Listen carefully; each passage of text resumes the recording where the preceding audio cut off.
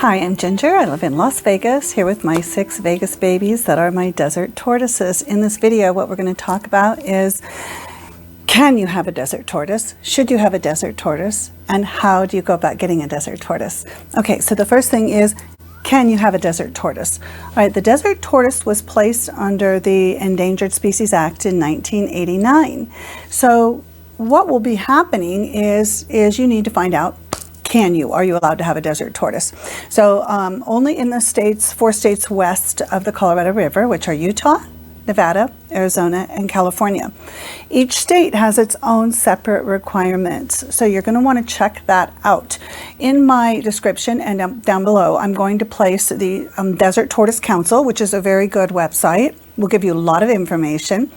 There will be some tortoise sites available to you in your state. Now in Nevada we have the Desert Tortoise Society, and we have a couple others. So I'm going to drop information again in the description that I think is going to be helpful to you. It's been very helpful to me. All right, so that is, can you have one? So can you have one? Are you legally allowed to? Also, something to keep in mind is, and this is very important, is when you have a desert tortoise, you are their legal guardian. You are encouraged to register your desert tortoise with the local desert tortoise registration.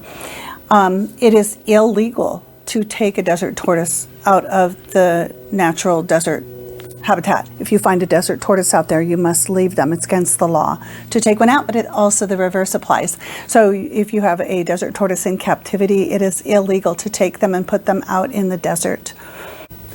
Now, should you have a desert tortoise? It might be legal to have a desert tortoise where you are living, but should you have one? All right, first of all, you have to take a lot of things into consideration. Do you have a backyard that is going to be a good home for a desert tortoise? They can drown, so what will happen? They can drown, so what will happen to a desert tortoise is they will walk right up to the pool and fall in. They won't really see it coming, and they don't swim, so they will drown. When I had a backyard pool, I had to build a complete habitat over the side of the house so that my desert tortoise Charlie had a place to live. He had a beautiful habitat, and then he had a burrow in the habitat, but it was irrigated, and there were 4 fruit trees over there. He had a beautiful habitat to live in.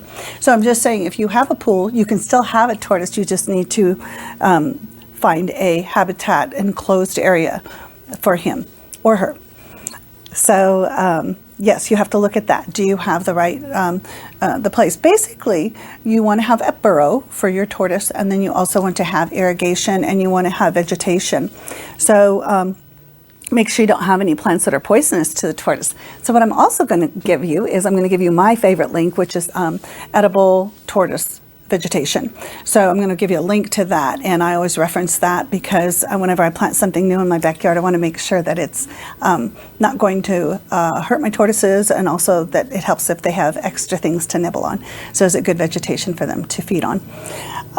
So you need to look at your backyard and say, all right, is this going to be safe? Also, if you have, big ferocious dogs, it might not be a good idea. Or also, if you have small children that really don't know how to handle them, they're not the kind of thing that you pick, because if you pick them up, you might drop them. And then if you drop them and break their shell, which is their exoskeleton, it will do some serious damage to them. So you have to really look at, should you have a desert tortoise? Are you compatible to having a desert tortoise? So yes, can you have one? Is it legal? Should you have one? Do you have the right environment for a desert tortoise? Desert tortoises are escape artists also. So I have block walls around my house, and then I have the gate. If they can see out, because the gate just has that metal, then they can see out, they're going to just be relentless and try to get out. So I had the mesh, that mesh that you put on the metal, so that he can't really see out there, so he's not obsessed with trying to get out of the gates, because he can see out. So if as long as they can't see out, they won't try to get out. So, but they are escape artists. They don't climb walls. They don't climb trees. They're desert tortoises. They crawl on the ground, but they will surprise you sometimes at how quickly they can move, and they will dig out. They will try to attempt to dig out under things and slide through things. So they can be escape artists. And these are mature tortoises that I'm talking about, because if you have a toddler tortoise or a hatchling, if you have that in the backyard, it's very likely birds swoop down and they pick them up. So you definitely don't want to have hatchlings or toddler tortoises in your backyard. Don't forget to like and subscribe. Then the last thing I wanted to talk about is, how do I get one? I want a tortoise. How do I get one? A lot of people ask me that question. They say, oh, I want one. Well, first of all, there are a lot of mature tortoises out there that need good homes, and you can find them through your local tortoise organizations like the Tortoise Society, or whatever is in if you're in one of those states where you can have one. And remember, the laws, again, are different from state to state, and it is illegal to take a tortoise across state lines also.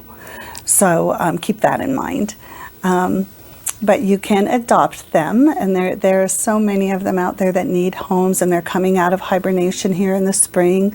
It's the end of March now, and March, April is when they're coming out, and they are absolutely wonderful animals. They're very sociable.